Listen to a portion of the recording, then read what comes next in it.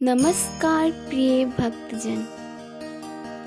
तो जैसा कि आप जानते ही हैं, गुरुवार का दिन बृहस्पति देव को समर्पित होता है और गुरुवार का व्रत करने से बृहस्पति देवता प्रसन्न होते हैं। यह व्रत अत्यंत फलदायी है।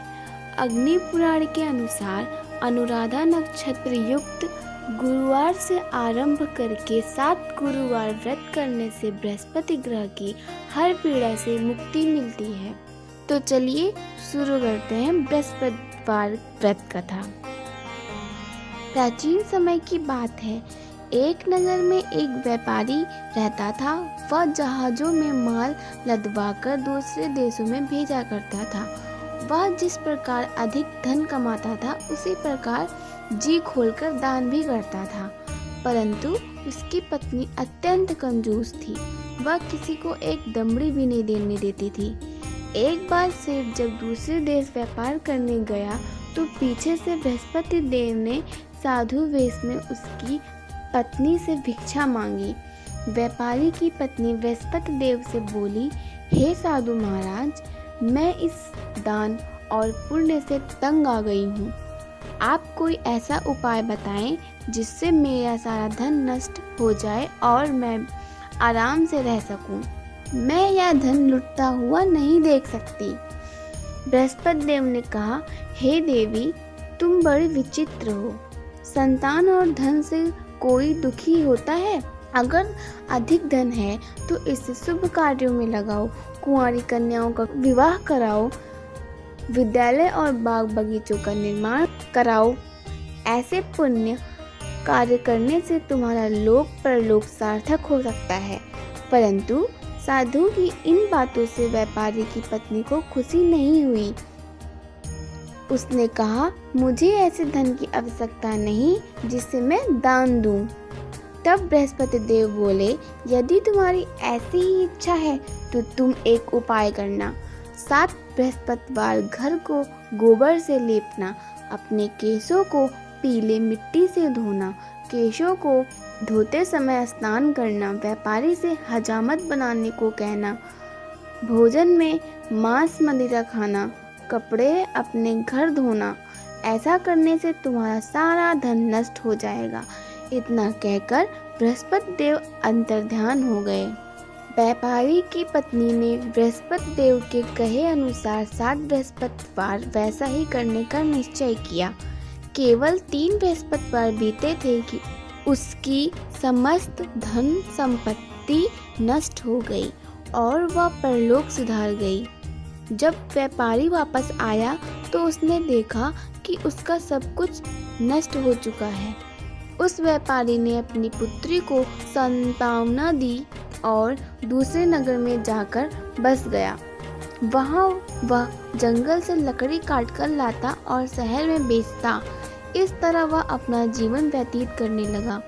एक दिन उसकी पुत्री ने दही खाने की इच्छा प्रकट की, लेकिन व्यापारी के पास दही खरीदने के पैसे नहीं थे। वह अपनी पुत्री को आश्वासन देकर जंगल में लकड़ी काटने चला गया। वहाँ एक वृक्ष के नीचे बैठी अपनी पूर्व दशा पर विचार कर रोने लगा। उस दिन बृहस्पतिवार था।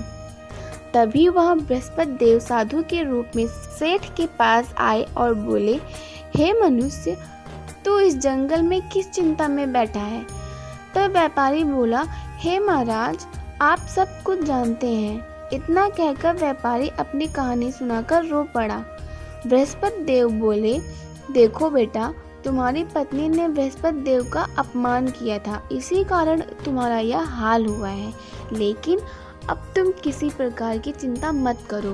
तुम गुरुवार के दिन बृहस्पति देव का पाठ करो। 2 पैसे के चने और गुड़ को लेकर जल के लोटे में शक्कर डालकर व अमृत और प्रसाद अपने परिवार के सदस्यों और कथा सुनने वालों में बांट दो। स्वयं भी प्रसाद और चरणामृत लो। भगवान तुम्हारा अवश्य कल्याण करेंगे। भगवान तुम्हारा अवश्य कल्याण करेंगे। साधु की बात सुनकर व्यापारी बोला, महाराज, मुझे तो इतना भी नहीं बचता कि मैं अपनी पुत्री को दही लाकर दे सकूं। इस पर साधु जी बोले, तुम लकड़ियां शहर में बेचने जाना। तुम्हें लकड़ियों के दाम पहले से ही चौगुने मिलेंगे, जिससे तुम्हारे सारे कार्य सिद्ध हो जाएंगे। उसने लकड़ियाँ काटी और शहर में बेचने के लिए चल पड़ा।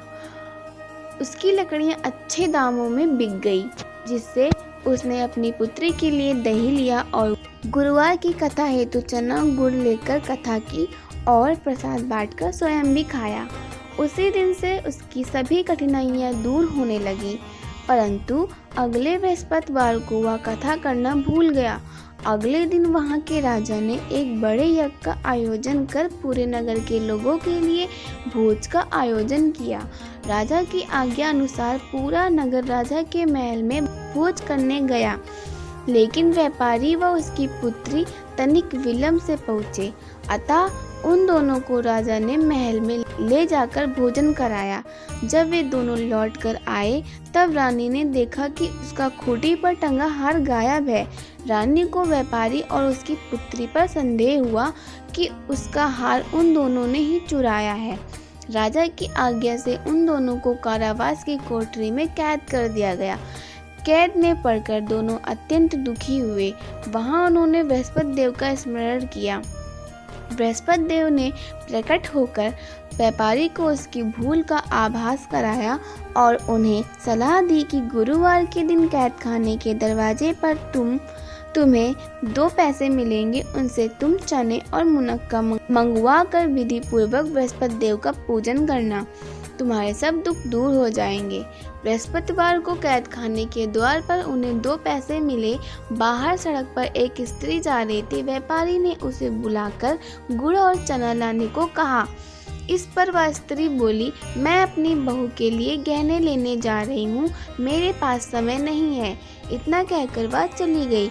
थोड़ी देर बाद वहां से एक और स्त्री निकली। व्यापारी ने उसे बुलाकर कहा कि हे बहन, मुझे बृहस्पतिवार की कथा करनी है, तुम मुझे 2 पैसों का गुड़ चना ला दो।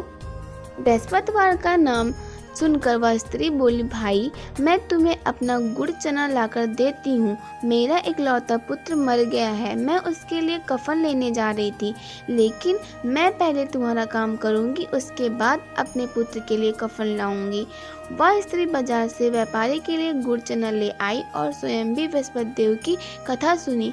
कथा के समाप्त होने पर वह स्त्री कफन लेकर अपने घर गई। घर पर लोग उसके पुत्र की लाश को राम नाम सत्य है कहते हुए शमशान ले जाने की तैयारी कर रहे थे। स्त्री बोली, मुझे अपने लड़के का मुख देख लेने दो। अपने पुत्र का मुख देखकर उस स्त्री ने उसके मुंह में प्रसाद और चरणामृत डाला। प्रसाद और चरणामृत के प्रभाव से वह पुनः जीवित हो गया। पहली स्त्री जिसने बृहस्पति देव का निरादर किया था, वह जब अपने पुत्र के विवाह हेतु पुत्र वधू के लिए गहने लेकर लौटी और जैसे ही उसका पुत्र घोड़ी पर बैठकर निकला, वैसे ही घोड़ी ने ऐसी उछाल मारी कि वह घोड़ी से गिरकर मर गया। यह देख स्त्री रो रो कर बृहस्पति देव से क्षमा याचना करने लगी। उस स्त्री की याचना से बृहस्पति देव साधु वेश में वहां पहुंचकर कहने लगे, देवी तुम्हें अधिक विलाप करने की आवश्यकता नहीं है, यह बृहस्पति देव का अनादर करने के कारण हुआ है। तुम वापस जाकर मेरे भक्त से क्षमा मांगकर कथा सुनो, तब ही तुम्हारी मनोकामना पूर्ण होगी। जेल में जाकर उस स्त्री ने व्यापारी से माफी मांगी और कथा सुनी। कथा के उपरांत वह प्रसाद और चरणामृत लेकर अपने घर वापस गई। घर आकर उसने चरणामृत अपने मित्र पुत्र के मुख में डाला। चरणामृत के प्रभाव से उसका पुत्र भी जीवित हो उठा।